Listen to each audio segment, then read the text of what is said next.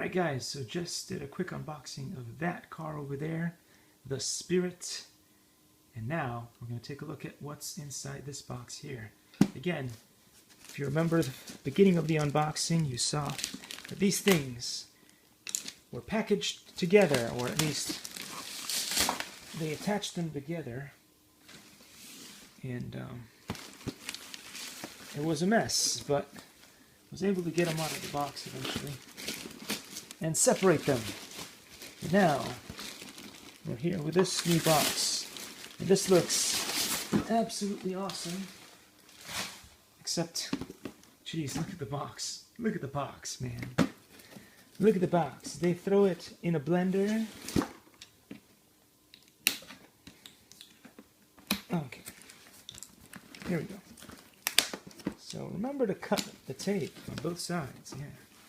There we go. Likey.